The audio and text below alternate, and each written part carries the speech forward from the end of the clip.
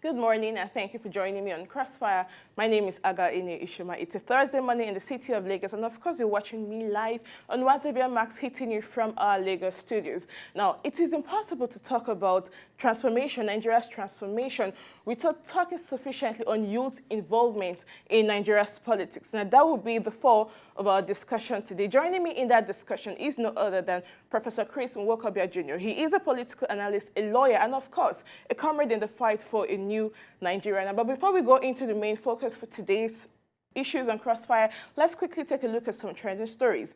Now, the first on my list, 82 Chibok schoolgirls who were released from Boko Haram's captivity after almost 3 years, in Sambisa Forest, await to be reunited with their families. Now, this statement was made according to a town elder, Yakubu Nekeki, head of the abducted Chibok girls' parent group. He said parents of the girls would only be able to see their daughters once government approval was given. And this may take some time, as the girls were now undergoing medical and mental evaluation to ensure they are in the best of condition.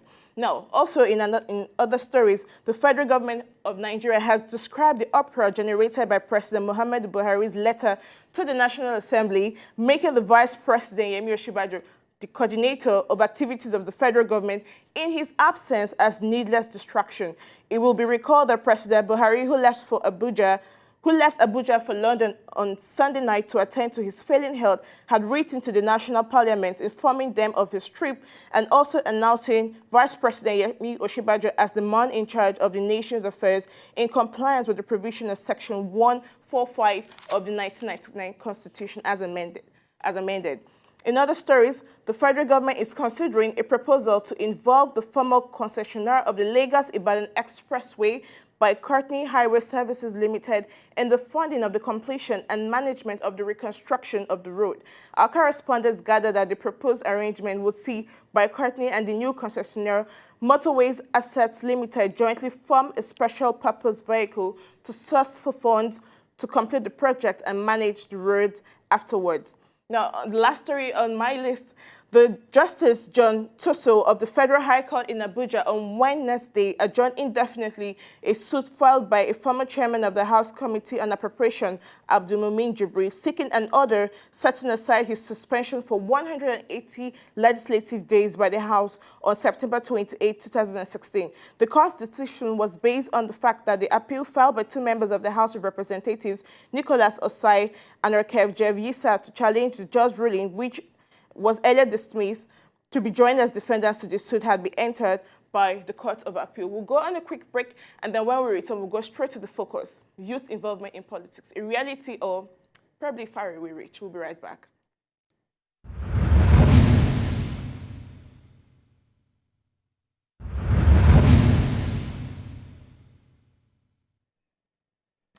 Good morning, and of course, welcome back. Thank you for joining me. This is the Crossfire, and I have Professor Nwokobia in the studio. Good morning, Professor Chris. It's good having you join me in the studio. My pleasure to be here. Thank you. Now, of course, Nigeria youth as a catalyst for national transformation. Now, quickly, in my intro now, Nigeria's youth population accounts for over 91 million youths, the bulk of which are unemployed and unable to establish viable private businesses due to economic policies which are not sensitive to SMEs nor tailored to accommodating success-hungry youth. Now, the age bracket of a youth, whether or not you agree with me or the United Nations, is between ages 18 to 35 years. Now, looking back at Nigeria's history now, the bulk youth had more center stage in political leadership. I mean, take a look at the person of Yakubu Gowon, who was the former military head of state at age 32, Chief Olusegun Obasanjo at age 29, and then the current president during the military dispensation at age 24. And that's just to mention a few. Now, today, Nigerian youths are known in the world to be at the fore of their profession, be it sports, engineering, science and technology, entertainment, education, trading, agriculture, fashion, banking, except for politics. Now, time and time again, statements are made that youth are unprepared, praising us for the older political class who have deliberately sabotaged the political process, the political and educational sectors, so as either to remain in power for till they die or hand over the political and economic reins to their children. However the case may be, at the end of the day, Nigerian youth form the bulk of voters on the day of election. Now, people are asking, isn't it about time reins of affairs, political leadership goes to the youth. And when I say youth, let's also not forget the age bracket, 18 to 35 years. Professor Chris Nwokobia Jr., thank you for joining us. And what exactly, in your opinion, on Crossfire today, we need you, Nigerians need you to speak the truth and nothing but the truth. What exactly could be the reason why Nigerian youths are not at the fore of modern day politics? Ishioma, I think that the way to start first is to address your ambush, because Ambush? yes, you just put an ambush on the path for me. The truth and nothing but the truth. But I think I worship a God of truth, so I'll say it as it is. Are Nigerian youths prepared for leadership? The answer for me, and I'm going to surprise you, is yes. But why are they not effectively in leadership position? And I'll tell you, it's a grand conspiracy against a generation that I have always referred to as a generation that knows so much. And in your prologue, you cannot remove from the fact that you admitted to that seeming conspiracy, where we live in a country where our fathers almost want to remain relevant in political position, if you like, in perpetuity. Yeah. We have a gerontocracy in this country that does not think that the young should thrive politically. And they have, as it were, even gone as far as taking over youth leaders in political parties. And then you have ministers of youth and sports who are over 50. Some are 60 years of age, some are about 55 years of age. Consistently, we have had, once we had a PDP youth leader who was in his late 60s, and that's how tragic it is, you know. But I believe that beyond crying foul, beyond crying blue mother, there are certain practices that we must not take away. When the UN talked about that age bracket, they were essentially talking about youth development, you know. But in politics, all over the world, you said has its own statistics. Different organizations have their own statistics. The age of youth in politics is almost always seen as the age between 18 when you can vote and 50 when you're still very active, you know. But I do sincerely believe that the interesting development, why this topic is indeed prime, trite, and right, is because we have a world that is increasingly, across the globe, looking youthward. You know, Trudeau in Canada, you know about the new development in, which of course I call a movement in France, you know, Le Marché, led by Macron, Emmanuel Macron. And then at age 39. Yeah, it's amazing age because 39. No, but interestingly, Shoma, I think that what we must begin to understand is the fact that the world understands what is happening today, and I say advisedly that we belong to the generation that just about knows everything. You know, I told somebody once that a child of 14 is almost a genius, and he said to me, "How?" I said, true. All you just need to do is ask the child a question. Let him be with his phone, and then give him 2 minutes, he gives you the answer. Just about everything. And that same generation is relegated. And then I think that we must not put, so that the viewers will understand where we're coming from, we must not put the whole blames at the older generation. I think that the time has come for the young to understand that power is never given. Power is taken. Power is not served a la carte. You just must work for it. You know, Ishioma, if you remember in 2011, I was 40 years old when I contested for the presidency of this country. Still the youngest presidential candidate for a democratic process in Nigeria. The other ones you've named who were empowered, 32, 28, and the likes, who were military leaders. And I remember then that so many young people out there thought that I was just wasting my time. You know, some would say, oh, you have some money, you want to throw it away, you know, and that's the tragedy of our nation. I think that the time has come for our young people to understand that if we want a 40, a 45, a 50-year-old president, we can pull it through. And that is simple. Simple demographics, simple statistics. INEC says that we have about 72 million registered voters, and of that 72 million, 70% of them are young people. That's true. You know, so if we decide to do what is right, rather than whine and complain, rather than agonize, if we decide to organize, we'll have a new country on our hands. But unfortunately, most often, every so often you discuss Nigeria, you go to the social media, you find out that young people, instead of thinking about making the future better, are involved in invectives, in diatribes, in insults, insulting fellow young people because of a certain politician that perhaps throws some crumbs from his table their way. And, you know, they forget the fact that almost always, and I say this without fear of querulous critics, almost always the difference between most of Nigerian practical politicians, the political operators that we have today, and the others, is just the difference between 6 and half a dozen. And I say this advisedly. Ishioma, I have said time and again that there seems to be someone across the political parties, when you jump from one to the one in power, your sins are forgiven. You turn from a sinner to a saint. And that is the tragedy of our country. And then so many young men are out there defending the indefensible. I think that the time has come for us to put country first, and that's the rallying point for every young effort in transforming our country. I believe that the young people can do it. I believe that we have a new future on our hands if we do our best at it. I believe that if we give it our best shot, we have a new country because a new Nigeria is possible. And I do sincerely want to say that the time has come for the young people to not only desire to become SAs, PAs, SSAs, and the likes. Side chicks, girlfriends, secretaries to some of these individuals. The time has come for the young people to actually believe that we can, because I know that we can.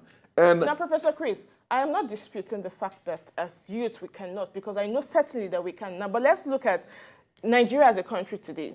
Nigeria is trying to come out of a recession. I mean, Nigeria is bedeviled with a lot of economic woes, to say the least.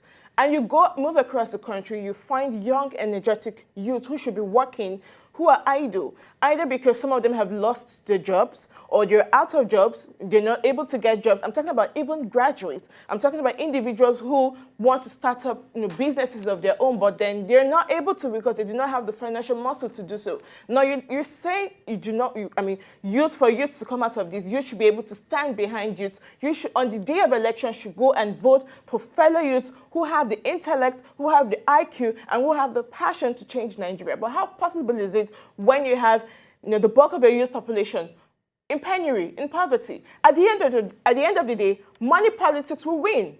So how can we be able, because 2019 is not far off, how do you think, we can be able to manage this crisis so as to redeem Nigeria?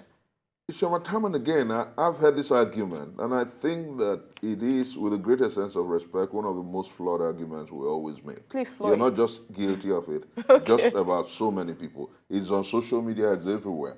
But I have found out across the world that historically, great change and movements began because a people were left impoverished. There was impecuniety at all levels. But then they had social welfare. And then what they did, when did social welfare become the order of the day anywhere in the world? These are later developments. The French Revolution, the German Revolution, the several revolutions that we have, the Cuban Revolution and several other revolutions, peaceful and otherwise, was propelled by poverty, want, hunger. And I do sincerely believe that, like Frantz Fanon did say, that every generation out of relative obscurity discovers its mission, fulfills it, or betrays it. I do sincerely believe that those who continue to make excuse that because we're impoverished, we cannot do what we must do, are not right. I say this advisedly because, you see, if you can go on the social media every day, I found out that it is projected that Nigerians, there are about 35 million Nigerians on Facebook. About 115 million Nigerians with telephony, and perhaps more than half of them are on social media. And so I find it difficult to reconcile the argument about poverty, unemployment as a reason when most of these young men are actually every day on the social media, Able to buy insulting each data. other, Yeah. from the shooting from the confines and the frontiers of APC or the PDP and the likes. And then you ask yourself, on the other hand, this same young man will sit back and tell you Nigeria is not moving forward. When the time is now for us to organize, we must stop agonizing. The time is for us to say that between now and 2019, we can do a whole lot to make our fathers and our mothers realize that we're no longer babies. Make the world understand that a highly progressive generation has risen to take Nigeria away from poverty to promise. Make the world understand that whether they like it or not, a new order, a new dispensation, a new disposition, a new tendency has come. And I believe that, Ishioma, with a greater sense of respect, that when we do that and proactively do so, our fathers who are in leadership will understand. But is it only, sorry to cut you short, is it only about having, or is it all about having youth, at the fore in Nigeria's politics? Because let's take a classic look at some of our respective state governors. The bulk of them you can define, in your own opinion, are youth, because some of them are within the age bracket of 40, 45 to 50 years. But then you look at the activities. A lot of states in the country are unable to pay salaries of the civil servant, despite the bailout funds which they received previously, despite receiving their monthly allocation and the rest of it. But then they are youth. We can largely say, in your opinion, they are youth. Even though to me, I still stand by my argument of 18 to 35 years. So is it the answer? Is it all about having youth at the helm of affairs, or looking at for those qualities in those individuals who are youth? Because we also need to clear this, make it more able to understand, for our viewers to be able to understand easily. So what's the direction? About having youth, or about having youth with the right qualities? Which? Let me start with a strong statement. Ishioma, I'd rather a young man in power than an old man. I don't want to moralize. And I'll give you 3 reasons why. Please. The young man connects with his generation, and if he's not doing well, his generation will fight him, will castigate him, will repudiate him. But it doesn't mean he will have a change of heart. Just watch. Now, secondly, there is a challenge of a highly progressive world that will brand you and call you names. As you and I talk, Ibori was governor before he was 40, or just about 40. And let me tell you why. You ask yourself, how many of the old brigades have been sentenced, have gone to jail? But because our generation will always ask questions and call members of our generation names, almost always there's a challenge on us to do better. And I do sincerely believe... Well, has that helped? No, it has not helped. We're moving from a certain level. My late father would say, from the unknown to the known. No, the things will change. That is why people like us believe that the time to have a new generation of leaders is now. And I tell you, Ishioma, look at what is happening across our country. Look at the level of politics and politics rather than governance and performance.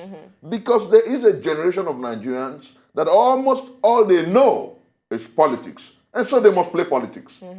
The time has come for us to look for those who my late dad will call the victim generation, who must fix this country. My dad once told me that their generation was over-pampered. These were people who had chicken and full meal on Sundays in school. We were not given that. We are the generation of those who had to practically pay for everything in the university, who came out and couldn't find jobs and are struggling to make a living out of nothing. And so this victim generation must move this country forward. I do not think that a man can give what he does not have. A generation that has been over-pampered and over-petted just simply will give us what is at best mediocre. And that's why we're where we are. Okay. I think, let me put this in perspective. I think that, yes, we have a few young governors who haven't done well, but that is not a blank on the fact that young people can outperform the old. Unfortunately, how many banks have old men as Professor MDs? Chris, unfortunately, how many companies will employ old men to run them? The world is moving to that point where youth and strength and vivacity and learning is a summum bonum. And I think that the But way then we to go also is to expect- inspire our young people to take this country away from poverty to Okay, promise. I'm going to hold you on that. Now, let's quickly look at Chapter 5 and 6, respectively, of the 1999 Constitution. Of course, did lay down certain conditions and guidelines to be met by any individual who wants to become a president or a governor or member of the National Assembly. Now, quickly, he or she must be a citizen of Nigeria. In the case of a president, he must have attained the age of 40 years. In the case of a senator, he or she must have attained the age of 35 years, for 35 at least for a governor. And then in the case of members of the House of Representatives, the age of 30 years, he or she must be a member of a political party and should be sponsored, must be sponsored by that party. Now let's look at Nigeria of today. Probably that is the reason why we've had a lot of youth who have not represented the country forward, because you look at an individual of 40, 45 years, 50 years. I mean, the Constitution does not make room for independent candidacy. He or she must be sponsored by a political party.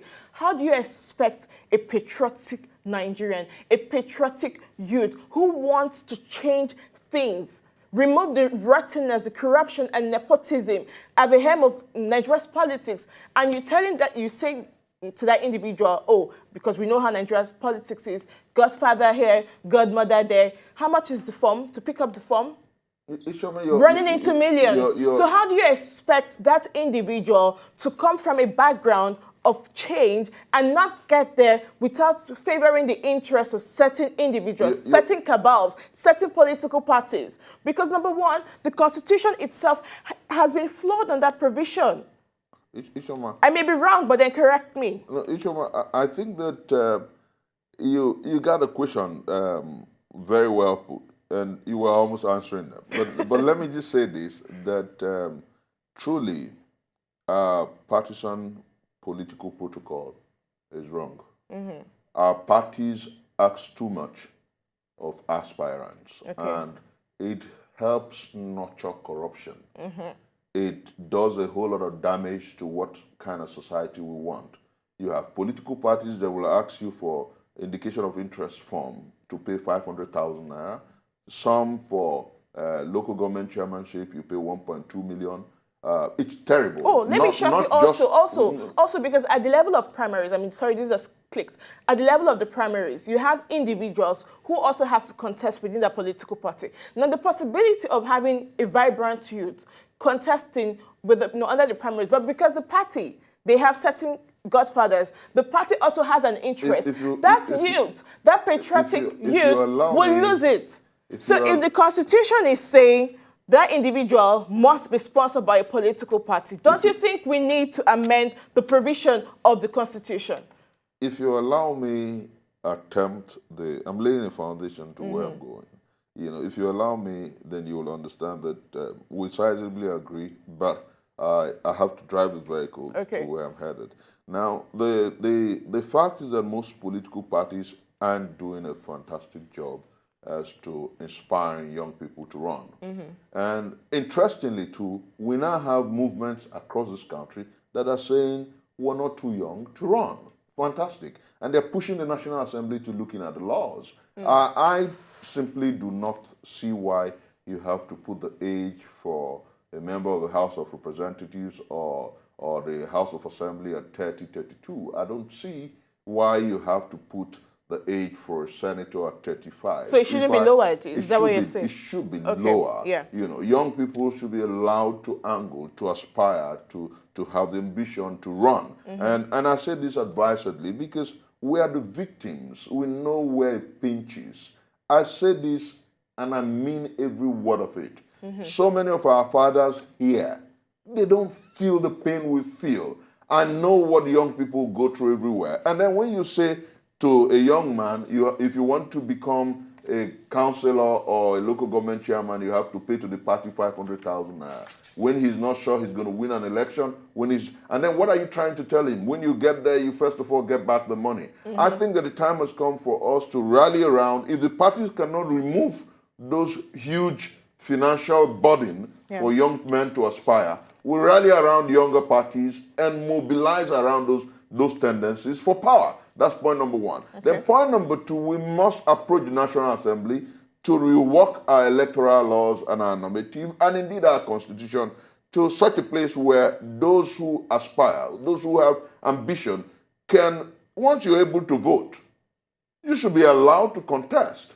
And then I do sincerely believe that we have seen across the world young people, people in their late teenage age, 18, 19, 20, people in their mid-age who are doing extremely well.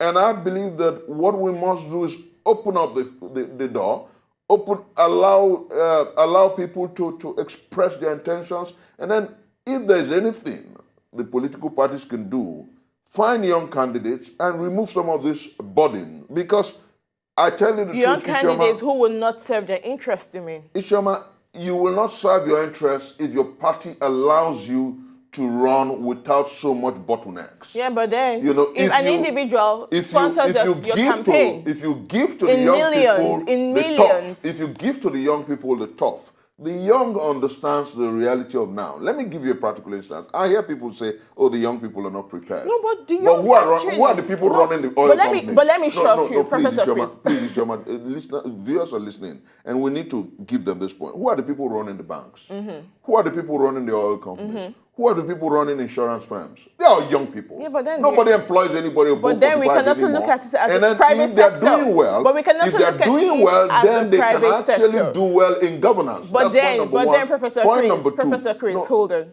Professor Chris, please. Look at the National Assembly.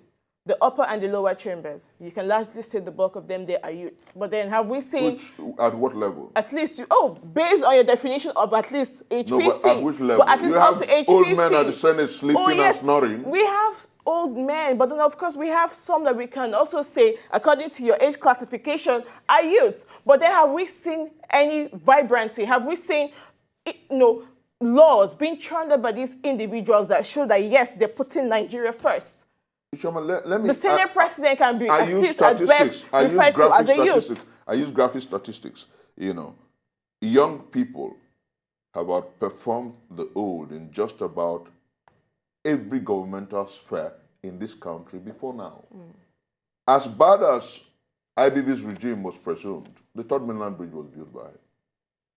As bad as the military under Gowon was, Echo Bridge and Ikorodu Road was built by him. Show me what major projects were built by the old when they got to power. Show me. Name them. But to witch hunt and politic, show me, name them. I have always repudiated and lampooned every effort to paint the young black. Yeah. We have a few young people who have done well, but have you tried the other ones who are passionate and who believe that this country can be fixed? Why do we allow people to tell our stories when we can indeed tell our stories? Go around the world and see what Nigerian young people are doing, breaking records and turning feet upside down and making the world proud of Africa. Why can't we do it here? The best open heart surgeon in the world is a young Nigerian. The father of the internet, Philip Emeagwali, is just about his 50s now. Look, go around the world and see what the best, the most intelligent family in the world, the Mafidons in the UK are Nigerians. And many young go around the Nigerians world and then go to record. the United States. The most intelligent immigrant community in America is in Nigeria. That's true. And then we have these young people breaking records, and people are telling me young people can't do it. I can do it. So many young people can do it. And perhaps better than those we have today. Okay, we'll go on a quick break, and then when we return, we'll fire it down. We'll be right back.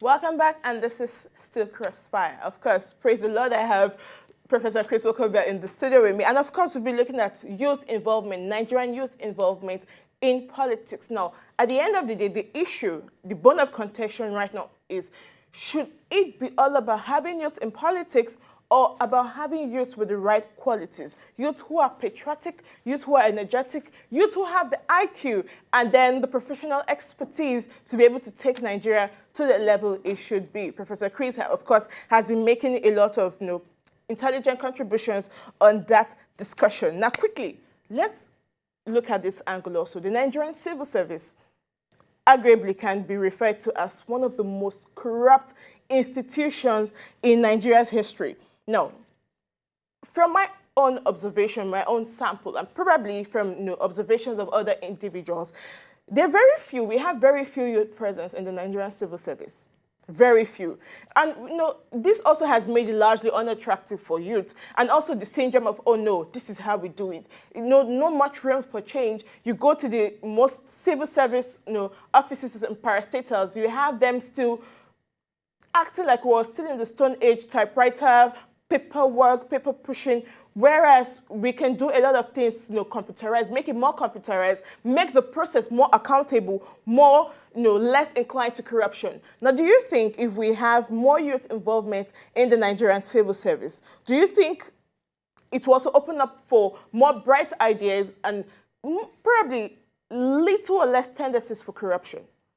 Ishioma, I think that if you ask me why the civil service first is the way it is, I'll tell you that successive administrations and governments have made the civil service lethargic, slow, less inspiring, monotonous, and it scares young people. It does. Yeah, it scares young people. I've heard people say, I want a job, but I don't want government work. And then you ask them why. They say to you, civil servants are not inspired. Civil servants it's not brain tasking. And I think that the time has come for an overhaul of most of our normative. And I'll give you a practical instance, Ishioma. Almost always when we discuss this country, I was on air yesterday and I said something that we want to consistently cut a tree. But you know what? We want to cut the tree from the fruits and the leaves. We're not daring enough to want to either uproot it or cut it from the lower part of the stem and then watch it die, And because we're not ready to take strong steps and strong decisions, we're where we are. And I do sincerely believe that what we must begin to do as a people is call a spade by its name. Don't attempt to beautify it. It is so bad that the civil service is not just rotten, it's uninspiring and it's sad. I say this advisedly. We've heard about politicians being corrupt, but I never heard one of those politicians to have been caught with about 61 properties in Abuja alone. We heard of a certain lady who was a palmsec in Abuja who was found to have amassed as much as 61 properties. You don't even know what she has in cash and the likes. And then certainly until we begin to look at how we overhaul some of our normative and protocol as a nation, our search for the day of redemption will be like a group in the dark. It will be like it's a wait for Godot. But I do sincerely believe, Ishioma, that that is again why I think that the time for leadership to devolve to the youth is now. I say that because across this country, you have about 80% of young people who buy into the need to restructure Nigeria, who buy into the need to reorganize our national normative, the need to rework our constitution. Because save and except you do that, every effort that we make is like trying to paint a terrible building, and it will still fall if the structure is not re-energized. Our country needs re-energizing. Our country needs restructuring. We need to build faith in this country. We need to make the young people believe that this country is our collective patrimony and our heritage. We need to make people understand that justice, fairness, and equity is not alien to our space, that we can actually make Nigeria a just and equitable enterprise. And the way to go, because you did say something about the governors who can pay salaries. Ishioma, there is no, I've heard the argument time and again, and I say it is not a research argument. Some people have said that some states are not viable. Ishioma, is not true. Every state in this country is viable. I'll give you a surprise. A state like Nasarawa has the highest number of mineral deposits in its soil, 34. And Nasarawa is still owing salaries. Look at the landmass for agricultural purposes. There is no state in this country. Kaduna State has about 32 mineral resources. Plateau State has about 30 mineral resources. Across this country, God has blessed Nigeria with immeasurable wealth, amazing munificence. All you need is a law, a constitution that allows hard work, industry, effectiveness, efficiency. When you do have laws that allows people to be effective, effectual, and efficient, you will pay salaries.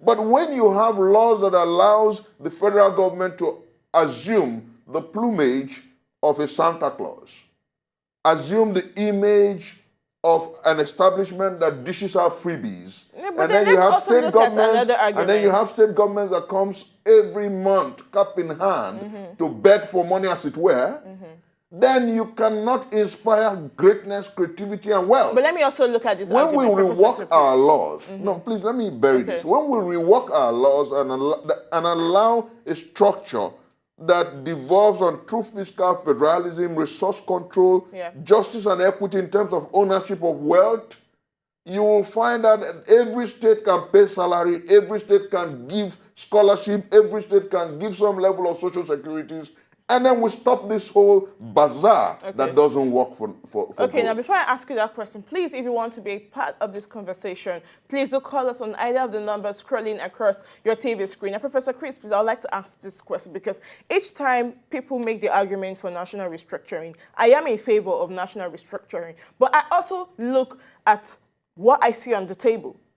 We have individuals across board, across all the states who are largely self-centered and selfish. State governors who have muzzled, who have voted against local government autonomy. They want to be at the helm of affairs. With all the resources at their disposal, with all the resources, the derivation they get, some states like River State, Bayelsa State, Delta State, with the 13% derivation they get, NDDC, they have the local government, everything they get, the internally generated revenue, they still cannot pay salaries. Now you ask yourself, by the time we now have restructuring and the states are in control of the resources, don't you think probably it would be, greater avenue for them to suck this country dry more than they have? Humbly put, Ishioma, another false argument thrown up on our public space. Another one thrown up and is gaining fervency. Ishioma, there is nothing like ownership.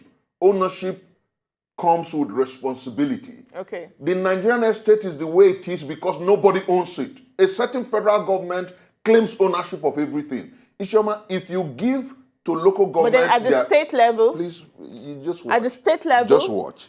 If you give to states ownership of resources that is inherent in those communities, those people whose land produces the wealth will demand accountability. Here, if they're not muzzled to keep quiet. If they're not taken care of, they will demand responsibility. If the respective state governments do not muzzle them to keep quiet. It is not about making arguments that are emotional. It's about making arguments that are based on facts. Yeah, but all over the world, also. We had a first republic here. But then let's make these arguments logical based on what we can see in the country. The Nigerians we had in the first republic, if we're here to inform, then please listen. You will find out where I'm coming from. Now, the Nigerians we had in the first republic were Nigerians. Certainly. We didn't have this much of corruption because people held them by the jugular. The cocoa fields in the southwest sprouted and they built estates. They built the tallest building in western Nigeria in Ibadan. They built Liberty Stadium. They gave the world television before even the state of France and Northern Ireland because people could hold them responsible. When the military messed up our federalism and gave us a pseudo-unitary system, that sense of responsibility faded. It diminished. And that's what we're contending with. If you give people the control of their resources, they will fight, permit me use the word, the governors who steal them. They will hold them responsible. But you know what? Every so often you approach these governors, they have an alibi. And you know what the alibi is? Abuja never give us money. We haven't received our allocation. They always have something to say. And then Abuja is too far away to monitor some of these projects. That is why NDDC is perhaps not working and nobody is investigating these things. I think that the time, no excuses for corruption. The way to fight corruption is first, have a constitution that is true, that is not corrupt. Our constitution is a lie. Our constitution is corruption itself. Because we did not meet at any point to decide whether to run this kind of pseudo-federalism.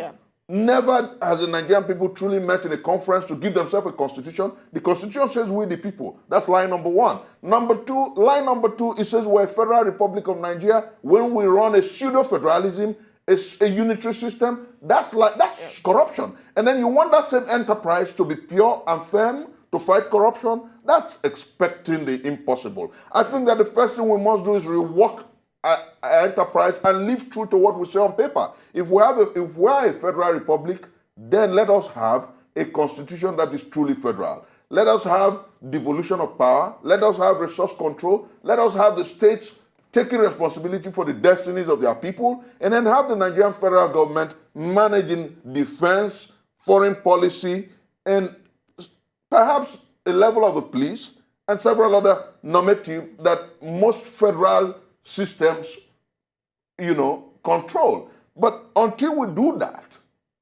every effort at trying to, and that's why I'm surprised at my party.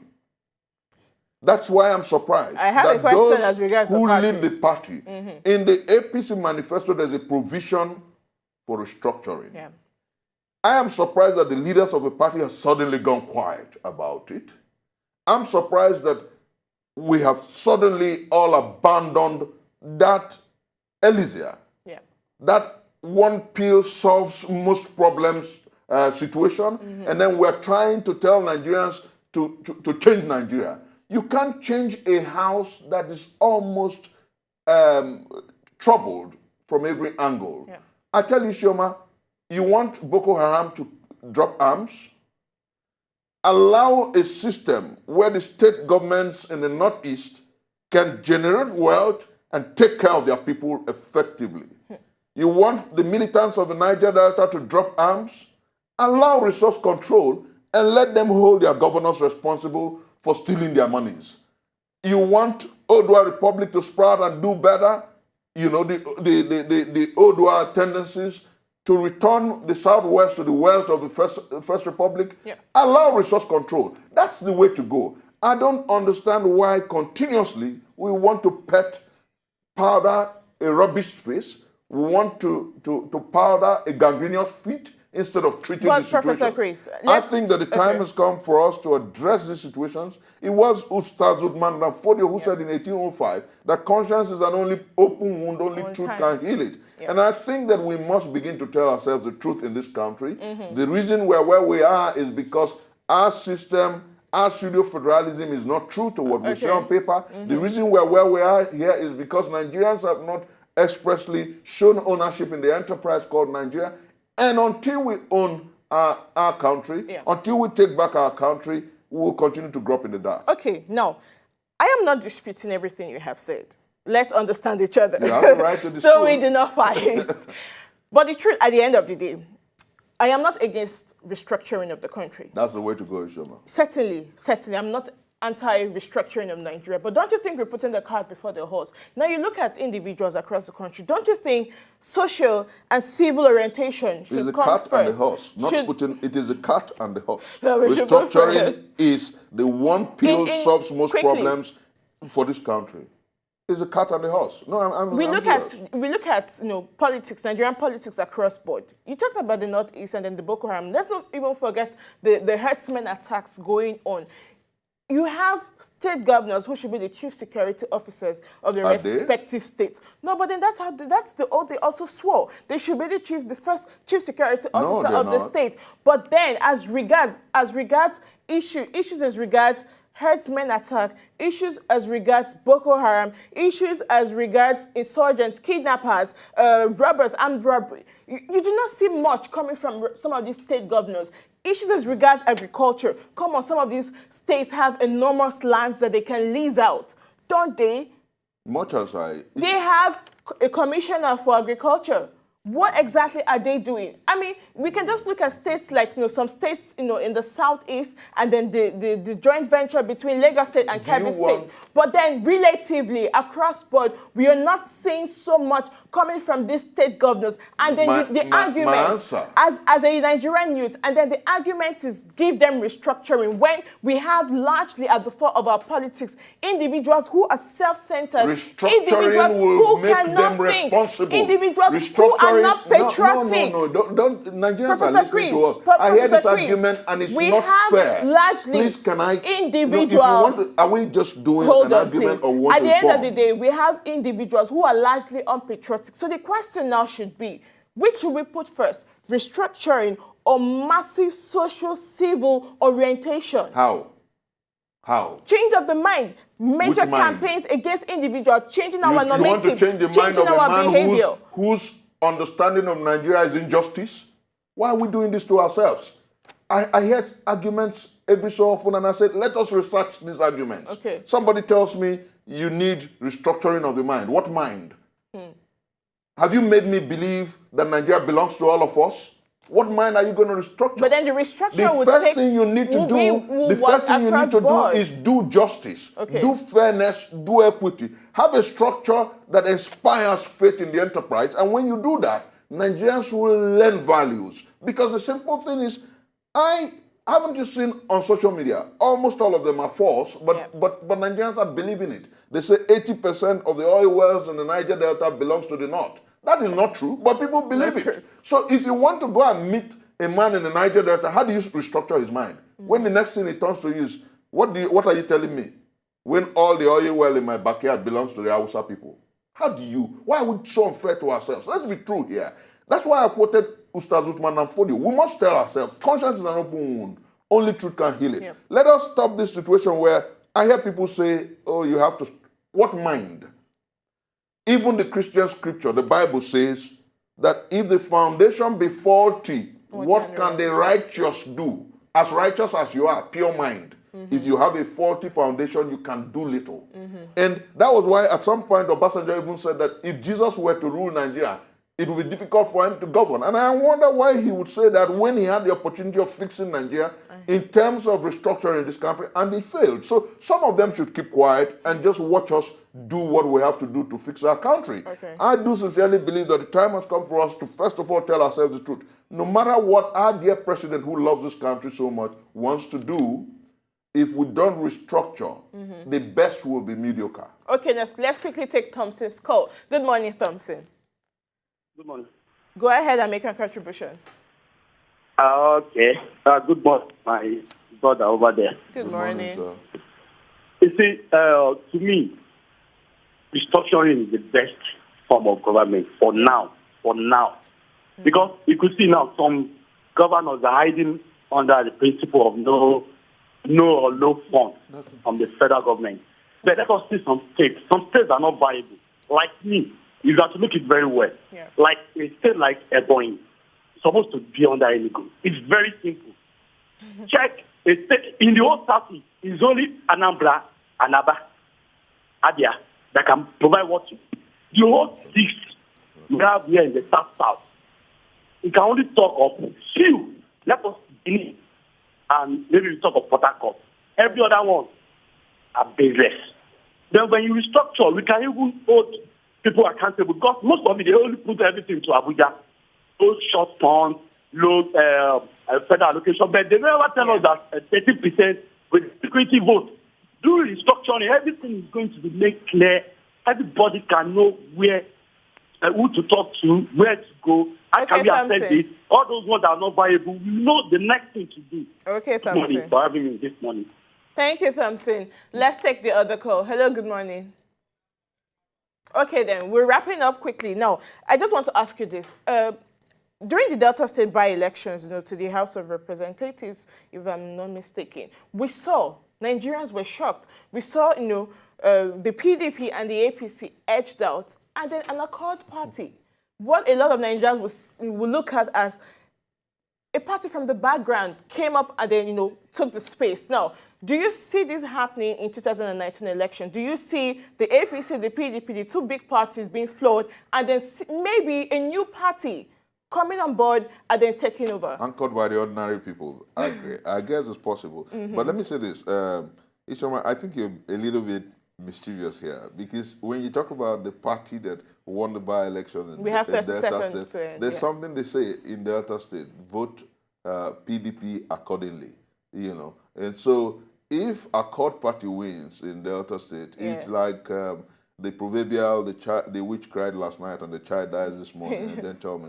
Accord in Delta State is PDP, and PDP is Accord. Okay. So when the PDP people say vote accordingly, they're just telling their supporters to go and vote for their sister party. Okay, You know, so that's what happened in Delta State. Okay. But with the greatest sense of respect, I want to say that if the major parties that exist in this country do not fix what they must fix within the year, the truth is that come 2019, a new tendency, a new movement, a people's-oriented ballot-based revolution will take its way, and Nigerians will have a new leadership, a new order, and a system that they will be proud of. But let me just quickly... A new leadership, because we're out of time. Let me just quickly correct, because viewers are listening to Okay. us. Ebonyi is viable. Okay. Ebonyi can feed the whole of southern Nigeria with rice. That's true. You know, so there is, I repeat, no state in this country that is not viable. Okay. What you need is the restructuring of this enterprise to allow for creativity and ingenuity. Restructuring is all we need. And of course, more youth involvement, more patriotic youth involvement in Nigeria's politics.